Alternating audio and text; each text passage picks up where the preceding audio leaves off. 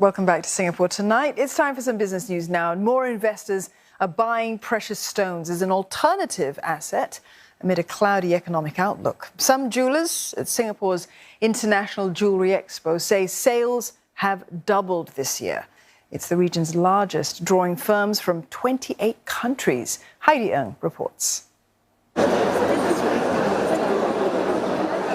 Diamonds may be a girl's best friend, but this 31-carat emerald shines the brightest. Valued at nearly 2 million Singapore dollars, it's already received 4 bids from different investors.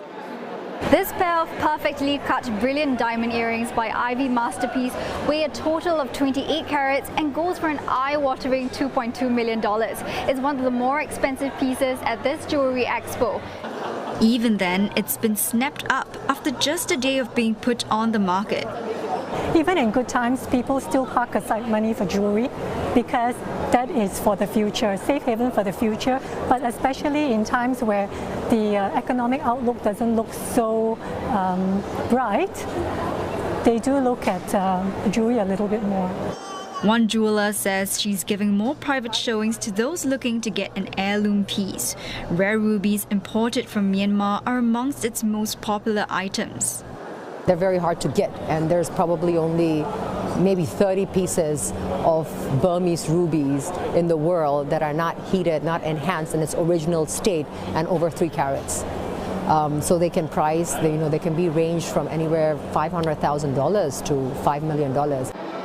Buyers are also gearing towards more Asian-centric pieces, like this uniquely designed traditional temple jewelry. Small wonder then that some have come specially from all around the world to check out the gems on display. I'm here to look for a very new experience, the latest trend in the market, and obviously for unique pieces. It's not necessarily to be the high-quality stones. Uniqueness is something which you cannot replicate. Up to 10,000 visitors are expected to visit the exhibition over 4 days. Now, to share more on the luxury goods industry, we speak to Mr. Ho Nai Chuen. He's president of the Singapore Jewellers Association. He joins us here in studio tonight. Welcome, Mr. Ho. It's good to see you. Thank you for helping me. Yeah, I'm just pulling out some statistics here from the retail sales index for watches and jewelry. We see that last year transactions were pretty stable despite the Ukraine war. But this year, if we look at that stat there, the part that's in orange on the chart there, it's obviously climbing steadily. But what's driving that rise that we're seeing from February to May of this year? And who are the people who are actually doing these purchases? I think the main reason for that is that during the festive season, there are many buyers, and also due to the COVID situation, opening up of the borders, and suddenly there's a surge in the travel industry, and many tourists are coming on to buy luxury goods. And in the past 2-3 years, a lot of people holding back but not buying.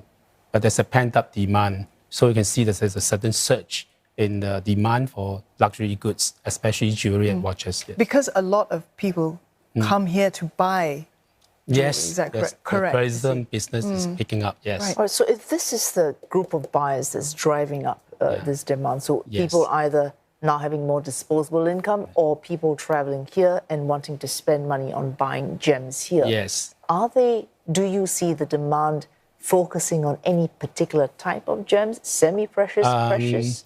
I think for gemstones, a lot of people are looking for natural, untreated stones. For example, like unheated ruby and unoiled emerald.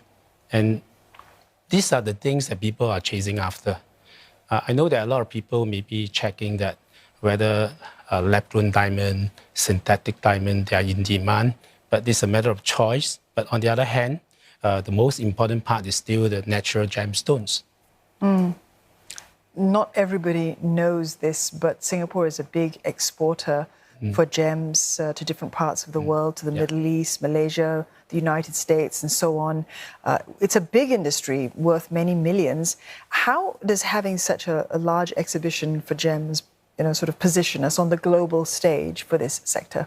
I think for Singapore, it's very important that we position ourselves as a transport hub, exhibition hub.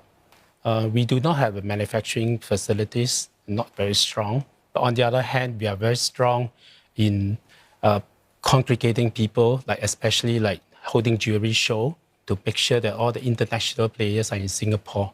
And the strong point of Singapore is that we have very good security, right? Very strong telecommunication, and also finance is very strong. So being a finance hub in Singapore is important for being a jewelry hub as well.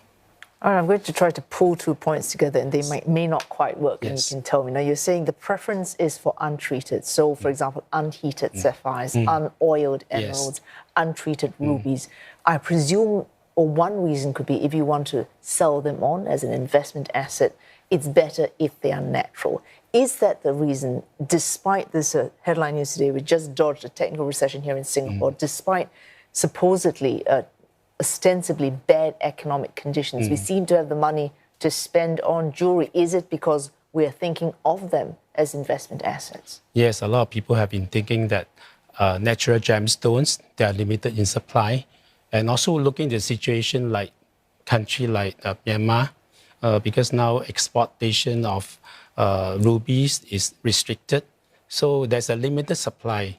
And if you talk about natural untreated or unheated ruby, really very, very limited in supply and very rare. And people are looking into unique gemstones, and which can fetch very high value, especially in international auction house. So that's the reason why people are going into all these natural gemstones rather than just a very ordinary gemstones. Yes. Mr. Ho, there are two schools of thought when it comes to buying jewelry, right? The one which is, you don't buy jewelry to try and make money, you just buy it to wear it and enjoy the jewelry. And that's even if it's, quite valuable jewelry. And then there are others who believe if I buy that jewelry, I can make money off it as well. But as Wei Su was saying, and as you pointed out there, it really depends on the kind of jewelry that you mean, right? Yes. So how can we actually better position ourselves in terms of this whole idea of jewelry investment and, to try and explain to people you can make money if you invest in X. Not everything counts as investment. I think to be able to convince people to buy something valuable is certification is very important for jewelry segment, especially like certified diamonds, certified gemstones.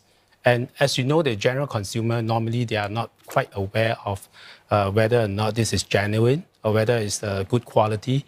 So with the certification, if Singapore can provide a platform for certification, standardization of all the good gemstones, that will attract a lot of international buyers to come to Singapore.